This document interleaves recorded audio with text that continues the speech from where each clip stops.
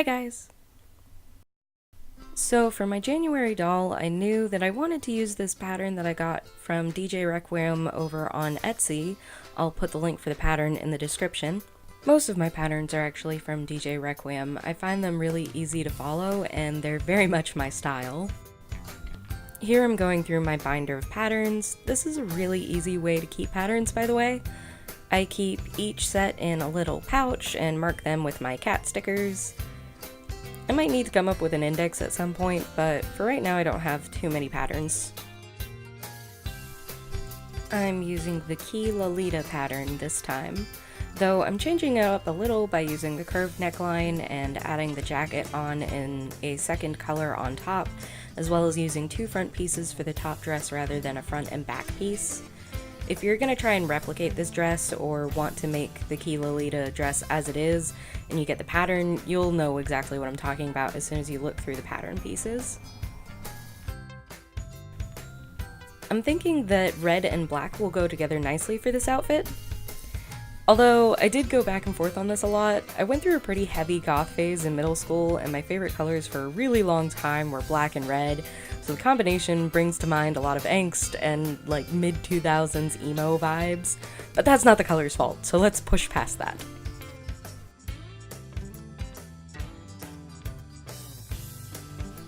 I know a lot of people sew their doll clothes in the machine, but even when I made normal size clothes on my machine, I'd lose control of my fabric and wouldn't be able to keep the hem straight, so maybe I'll try later, but for the moment, I'm just hand sewing everything. I use a back stitch since it's the strongest stitch that I know how to do, and for some reason I'm always super worried that my doll's clothes are gonna come apart. Like, they're not running around anything in these clothes or anything like that, so why am I so worried? Ah well, at least I know they're good and sturdy. I wanted to get a little fancy with these panels, so I'm using black thread to hem the edges and to mimic embroidery. It just gives it a nice little bit of visual interest.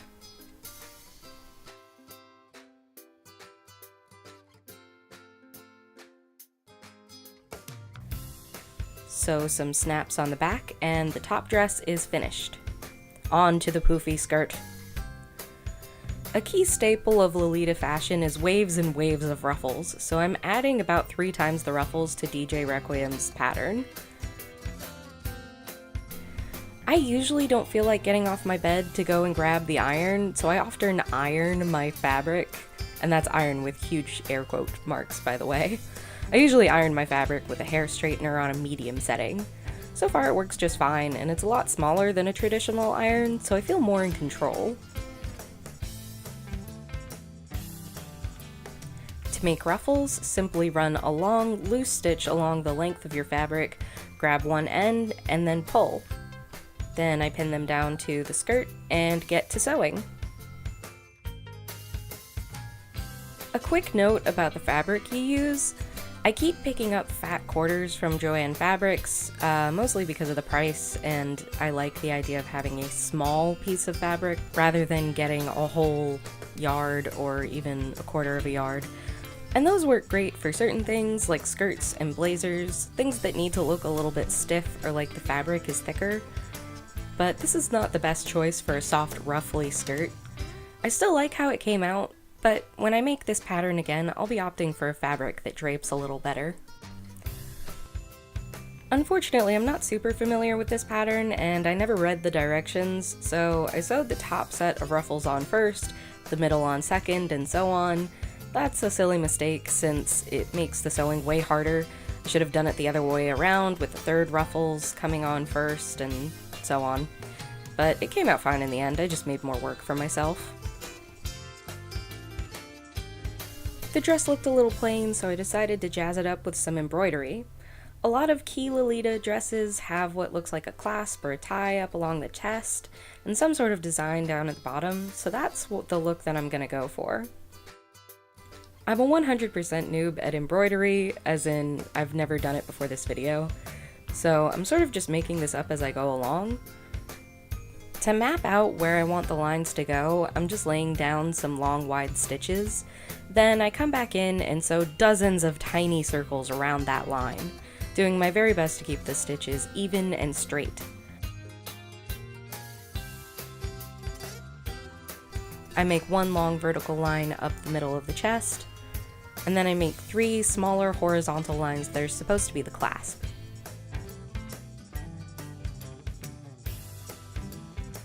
They have kind of a nice texture. Now I'm going to use the same method with the flower at the bottom. I sketched a sort of lotus flower shape at the bottom with a pencil. Remember when I said I'm not an artist? Yeah, that's why we're ending up with a deformed, tall lotus flower. Oh well, it still looks cool, right? I'm not completely new to sewing or anything. I've made a few cosplay outfits before, and 1 or 2 Halloween outfits, along with just hemming all of my pants since I'm really short. So I know a little of what I'm doing, but every once in a while I just get my thread horrendously tangled, and I swear I wasn't even doing anything weird with it. It just has a mind of its own. It got so tangled at one point on this flower that I just had to cut the knot out and start over. Thankfully, since the embroidery is so tightly wound, it's not in danger of coming loose, and I was able to sort of tie it, just not as neatly as I would have liked.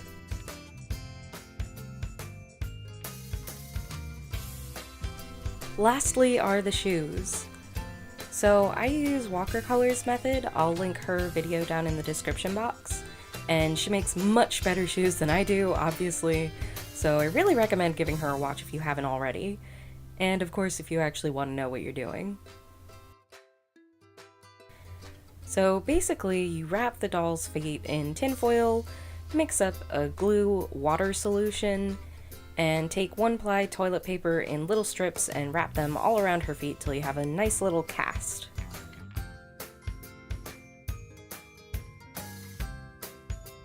Then let her dry overnight, and there. Sketch on the shape of the shoe that you want to make with your pencils. Using an X-Acto knife, carefully slice a line in the back of the shoes. Make sure you don't go too deep and slice your doll's feet. Then tug them off and fish out the tinfoil. Carefully cut along the lines of the shoe that you want to make. I looked up some traditional looking Chinese shoes, and they have these cute little slipper things that I'm trying to emulate here. Now, this is where I sort of break from Watercolor's method and I get a little slapdash with my shoes. She seems to really understand how the shoes go together and fit the foot, whereas I just sort of cut a bunch of fabric out and hope that I can glue it in place. I start with one side and trace around the edge of the shoe, flipping it over in 3 sections as I go. Keep your doll nearby as you start to glue the fabric onto the cast. It helps to have something to bear down on, so I slip her shoes on and off a lot at this point. The shoes also have a tendency to get wet, so letting them dry on the doll is very helpful as it molds more to the shape of the foot. Since these slippers are sort of simple, I really didn't want to make them into high heels, choosing to go with a flat sole instead. I know that all Monster High girls have feet that are permanently molded for high heels, but I don't care. I'm personally a fan of really comfy flat shoes, so I'm probably a little biased. I trace the shape of her feet on a thick piece of cardstock and cut them out carefully. I have the paper folded, so I only have to cut it once. I'm going to color these shoes in with a black marker. I actually used the same method and paper for my Sugar Plum Fairies ballet shoes, but for those soles I just left them in this cream color. Glue the soles to the shoes and we're almost finished. I probably could have embroidered the shoes as well, but I didn't think the scale would look as good, so I'm going to try painting them instead. Excuse the scene shift, I got a new comforter for Christmas and I don't want to get paint on my bed. Taking black acrylic straight from the tube, carefully line your shoes around the rim, and a little on the side, and we're done! So I missed the side a little bit. I probably should have put this line a little bit further back, I wasn't actually looking at my reference picture when I painted this, and that was probably a mistake. I think this outfit came out really nice. It's the first really frilly skirt I've done, and I'm really enjoying that look. Oh, and don't worry, this isn't the doll this outfit will end up on. This is just my mannequin doll.